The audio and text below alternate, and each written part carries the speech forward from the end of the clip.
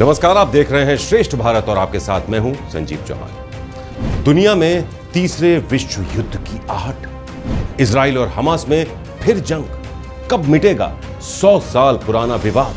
क्या है इजराइल और हमास का इतिहास? इस वक्त दुनिया के दो देशों में पहले से ही युद्ध मचा हुआ है, युद्ध चल रहा है, यानी रूस और यूक्रेन। लेकिन यह युद्ध अभी शांत भी नहीं हुआ है कि एक और युद्ध ने दुनिया को अचंभित कर दिया है, परेशान कर दिया है। दिन शनिवार का था, कड़कड़ाती धूप थी और अचानक इजराइल पर रॉकेट दागे जा रहे थे। ये रॉकेट हमास की तरफ से दागे गए, जिसका जवाब इजराइल की सेना ने भी बखूबी दिया।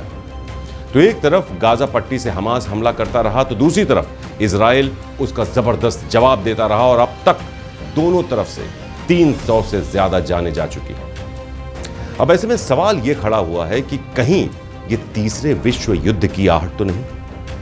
ऐसा हम कह क्यों रहे हैं वो हम आपको जरूर बताएंगे, लेकिन सबसे पहले आप समझ लीजिए कि यह युद्ध हो क्यों रहा है। इसलिए इतिहास के पन्नों को पलटना बेहद जरूरी हो जाता है। तो आइए सबसे पहले यह समझिए कि आखिर इस पूरे विवाद के पीछे, इसकी जड़ में है क्या है यह विवाद? इजराइल और फिलिस्तीन के बीच विवाद 100 साल पुराना है। इजराइल के पूर्वी और दक्षिण पश्चिम में दो अलग अलग क्षेत्र हैं। पूर्वी हिस्से में वेस्ट बैंक, दक्षिण पश्चिम हिस्से में एक पट्टी है जिसे गाजा पट्टी के नाम से जाना जाता है। तो वेस्ट बैंक और गाजा पट्टी को ही फिलिस्तीन माना जाता है। वेस्ट बैंक में फिलिस्तीन नेशनल अथॉरिटी सरकार चलाती है, जबकि गाजा पट्टी पर हमास का कब्जा है, जिसे इजराइल आतंकी संगठन मानता है। गाजा पट्टी को लेकर ही फिलिस्तीन और इजराइल में यह विवाद है। तो चलिए, ये तो आप समझ गए होंगे कि आखिर विवाद हो क्यों रहा है।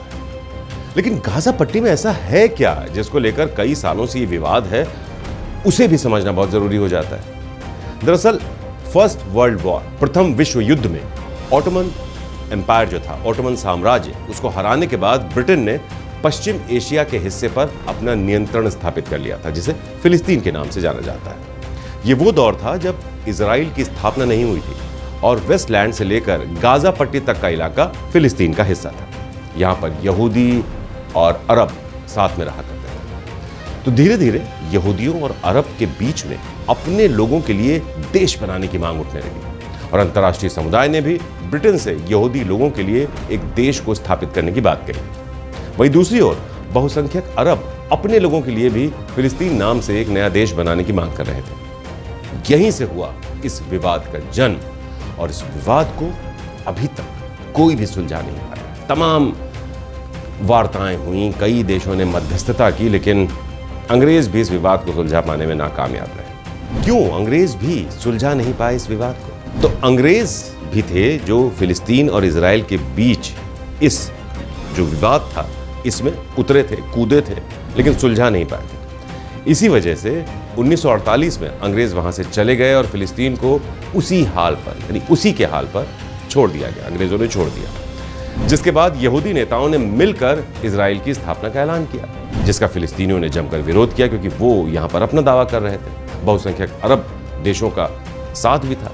पड़ोसी अरब देशों ने तो हमला तक बोल दिया। युद्ध के बीच कई फिलिस्तीनियों को अपना घर छोड़ना पड़ा। फिलिस्तीन के ज्यादातर हिस्से पर इजराइल ने कब्जा कर लिया था। युद्ध के बाद वेस्ट बैंक और मिस्र ने गाजा पट्टी पर कब्जा कर लिया, जबकि यरूशलेम के पश्चिमी हिस्से पर इजराइल का नियंत्रण हो गया। ये तो अब तक की बात हुई। तब से लेकर अब तक विवाद जारी है। अब तक इजराइल और फिलिस्तीन में कई बार युद्ध हो चुका है, लेकिन इसका हल अभी तक नहीं निकला। इसलिए इजराइल और फिलिस्तीन विवाद दुनिया के सबसे संवेदनशील मुद्दों में से एक है। फिलहाल इजराइल और फिलिस्तीन के युद्ध ने 100 सालों में इजराइल और फिलिस्तीन की जनता को पीड़ा, हिंसा, विस्थापन, इसके अलावा कुछ नहीं दिया। अगर आप इतिहास के पन्नों को उठाकर देखेंगे और अगर किसी भी देश के युद्ध पर नजर दौड़ाएंगे, तो आप ये पाएंगे कि सबसे ज्यादा नुकसान आम जनता का ही होता है। और इस बार भी यही हो रहा है। पिस जनता ही रही है।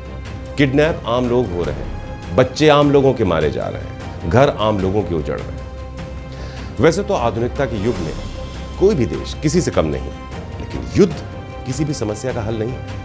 और जैसा कि शुरुआत में हमने आपसे कहा था कि क्या दुनिया तीसरे विश्व युद्ध की कगार पर खड़ी हो सकता है संभव, और अगर ऐसा हुआ तो पूरी दुनिया इससे प्रभावित होगी और इसका खामियाजा हमें, आपको, सबको, यानी कई देशों को भुगतना पड़ सकता है। श्रेष्ठ भारत पर खबरों से जुड़े रहने के लिए चैनल को सब्सक्राइब करें, बेल आइकन दबाएं और देखते रहें श्रेष्ठ भारत।